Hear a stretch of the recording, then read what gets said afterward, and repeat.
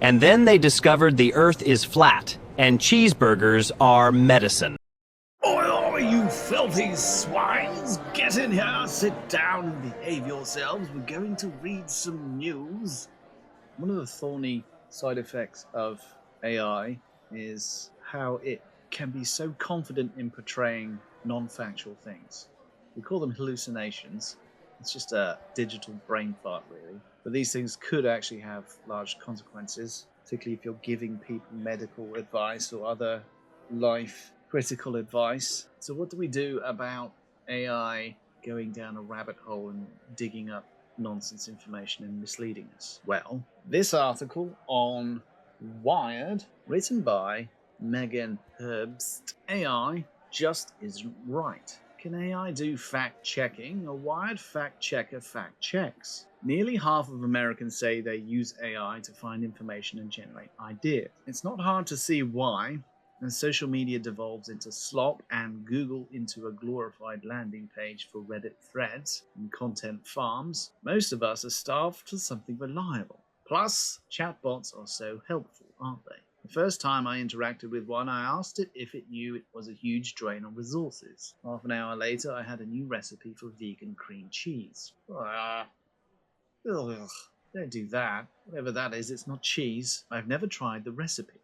Okay, good for you. Instead, I found a human-created one that the LLM might have scraped. That's the way these models work, of course. They repackage collective knowledge into something that feels tailored to you. This may be okay for dairy alternatives unless you're a vegan blogger, but on the order of the world and the truth, the focus on my role as a fact-checker at Wired, the stakes are exponentially higher. Over the past year or so, more and more people have looked at me with great pity. Surely a fact checker at a magazine isn't long for this AI upgraded world. Call me foolish, but I'm not that worried. Very little of humanity's collective knowledge, I've concluded, lives on the internet. According to my research, AI isn't even more wrong than people might think. Well, it may be repackaging and regurgitating human knowledge, but effectively that's what humans do as well. So when a baby is born, it learns from the world around it, it absorbs that information and regurgitates it in certain ways. That's just the way things are. Tom Wolfe evidently thought of fact-checkers, according to the writer Colin Dickey, as a cabal of women and middling editors all collaborating to henpeck and emasculate the prose of the great writer. That sounds about right, yeah. As definitions go, it's not bad, though my boss and many colleagues are met. What can I say? It's our job, unlike AI's, to be annoying.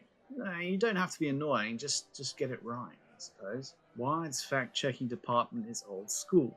Meticulous line-by-line annotations, primary sources whenever possible, and a broader scale ethical and legal review. We question basic assumptions, look for new or conflicting information, call and talk to people, make sure. It's a quick hit peer review, functioning as best it can at the same pace as the news itself. As far as I can tell, AI hasn't come for this process quite yet. What it has come for is post hoc fact-checking, the Snopes-style analysis of something's factuality after the fact.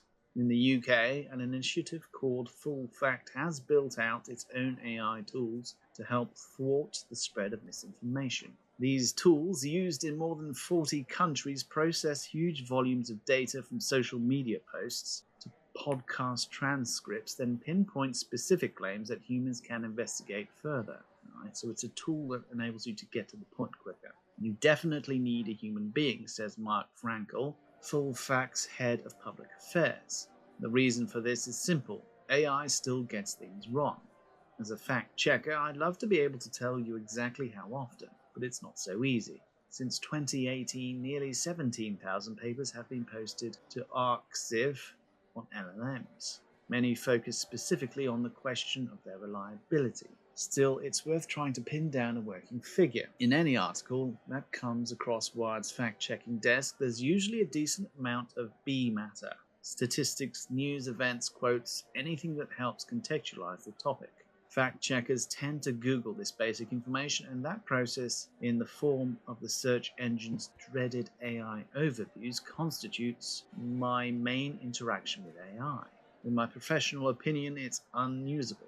Wrong about a third of the time. This might be a generous assessment, though. A March 2025 study from the Tao Center for Digital Journalism found that more than 60% of responses from AI-powered search engines were inaccurate. A BBC study puts the wrongness of chatbot closer to 45%, the number I see cited more often. Because percentages are distancing, let me put this more plainly. AI could be wrong about half the time. Does it matter which model? Elon Musk said Grok is the smartest, but I haven't seen much research that agrees. Claude led the pack in Real Fact Bench, a fact-checking focused benchmark test developed by computer scientists in China and the UK last year. It scored 73% accuracy across all metrics. To be fair, Grok was not assessed. Another benchmark, Simple QA, developed by OpenAI in October 2024, posed more than 4,000 single-answer questions to models from OpenAI and Anthropic.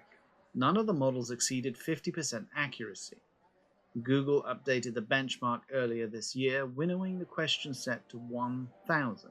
Gemini 2.5 Pro came up on top with 55.6% accuracy. Then there's the model's own assessments. When I asked ChatGPT how accurate the other LLMs are, it told me that most models had 90 to 96% accuracy on some professional-style tests. It then offered a link, confusing me, to a paper on a sleep medicine certification exam. In general real-world questions, it simply offered me the rate at which models like it have been shown to hallucinate, 1 to 2% apparently, though when I tried to click through to that reference source, it didn't exist. Some say the models are getting smarter, but this doesn't necessarily mean fewer hallucinations. In fact, it could mean more, a kind of overcompensation rooted erratically in their programmed need to please users. In a 2025 report on the future of AI by the Association for the Advancement of Artificial Intelligence, 60% of surveyed researchers doubted that the factuality problem would be solved anytime soon. When would-be fact-checkers apply for a position, most are given a test. In my case, the test involved a story about an alleged robocalling kingpin, and I was tasked with writing a memo detailing how I'd go about checking the piece for accuracy. At the end, 3 quick-fire bonus questions aimed to suss out how I'd handle individual facts. Recently, I dug out that old test and gave it to the free version of ChatGPT, Claude, Gemini, and Grok.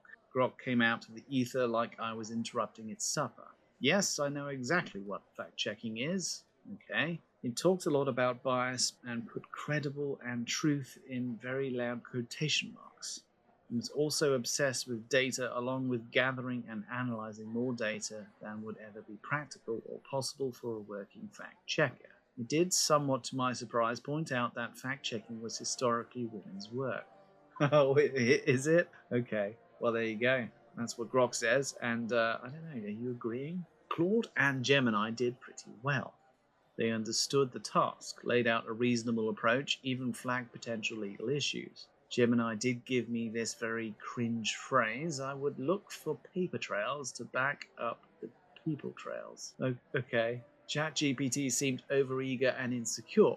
It spoke in buzzwords and generalizations. The approach it laid out seemed very time-consuming, including building a fact-checking grid where each sentence was broken apart and diagrammed. It offered to show me how it would mark it up exactly. Like a professional fact-checker, it then generated a paragraph that didn't exist in the story. We tried that for a while, and then it offered to check a real paragraph for me. I gave it a fairly Googleable selection, but it didn't actually check any facts. None of the models did. They all gave me a plan of attack, told me exactly what they would do, and then stopped short of actually doing it. I don't think it's an option to sit AI out as some kind of fad or something that wouldn't dramatically impact on how people find information, says Angie Holan, head of the International Fact-Checking Network, a pointer initiative that connects more than 170 fact-checking organizations across the world. Holan says she finds herself more comfortable with AI than some of her colleagues are. If a model leads you to authoritative sources that you are able to verify yourself, there you go, she says. Fact-checkers, journalists, librarians, archivists all should be engaging with these models, learning how they're put together. That way you can understand the strengths and weaknesses of these tools, she says. I don't disagree. In fact, the more I spend time with AI, the more capable I feel as a human fact checker. Once we get past the Googleable B matter, my job really gets fun. It's why I still get a thrill when I find some bit of information that doesn't exist on the internet.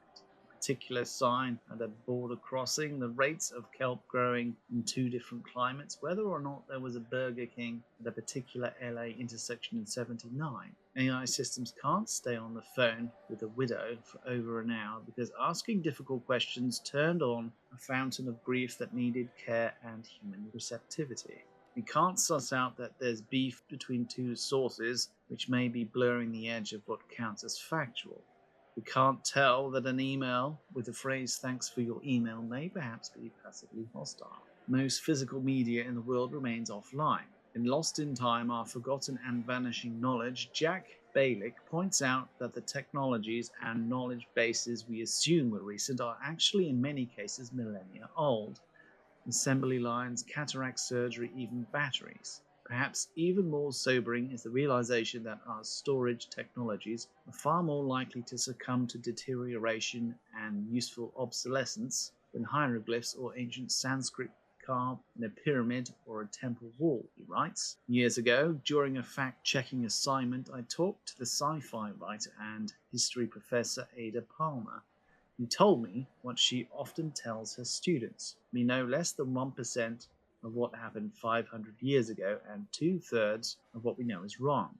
Knowledge existed on a timeline too, and the work of generations is carrying on that knowledge without little bits slipping through and getting lost. Are we really okay entrusting our legacy to a bunch of distributed servers operated by microchips with lifespans of 5 to 10 years? One final thing that I've been ignoring, which is so very human of me, is that humans make mistakes too. As Holan reminded me, abstaining from chatbots isn't some foolproof saving grace. At least I'm 33 to 90% sure that's what she said. At the end of our interview, when I looked down at my recorder, I found I'd forgotten to turn it on. Oh no!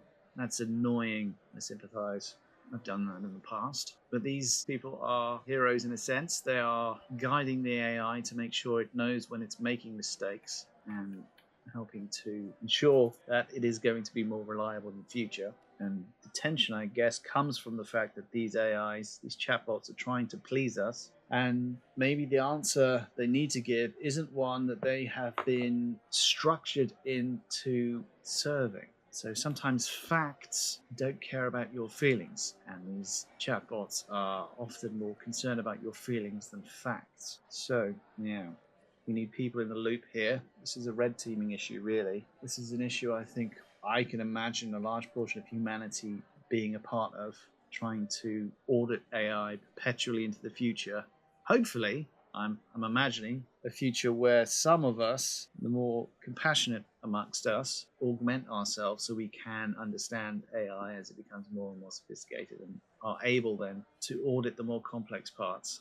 And I imagine we could organize ourselves in such ways that we collectively, humanity, could operate as a sort of organic artificial intelligence. Similar, I've mentioned this before, I'm going to keep mentioning it. In fact, I'm probably going to do a study of it more specifically of kinds of systems like the Mechanical Turk. The cleverer AI gets, the more we have to audit it and figure out exactly whether it has been telling us the truth, and we should never, ever relent on making sure that it is truthful. So, Megan Herbst, thank you very much, love. That was a good article. I appreciate you, and I agree. It's very important. But try and remove your feelings from the loop. Biases when it comes to fact-checking is really unfortunate. But that is it for now. Make sure you hit that like button if you indeed like me. Follow me wherever you find me. And the only thing I have left to say is Pigwig out. Oink, oinkity, snort, snuffle, snuffle, squee, oink, oink, ree, squeal, snort, snort, oinkity, squee. Oink, oink, oink, squee, squee, ree, ree, ree, snuffle, snort, squeal, squeal, oinky, oink, snort, snort, squee, oink, oink, oink, oink, oink, oink, ree, ree, ree, ree, oh. Snort, snuffle, oink, squee, squeal, ree, snort, oink.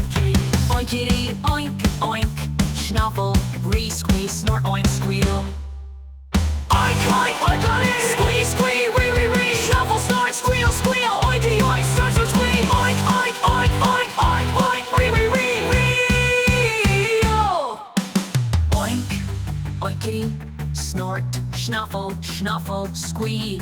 Oinkity, oink, oink. Snuffle, re-squee, snort, oink, squeal.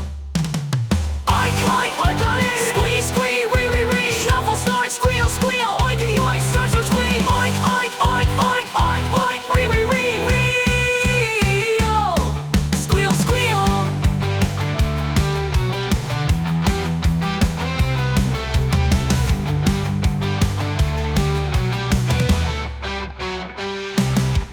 Snort, snuffle, oink, re-squeal, re-snort. Oinky, oinkity, oink, oink, oink. Snuffle, re-squeeze, snort, oink, squeal.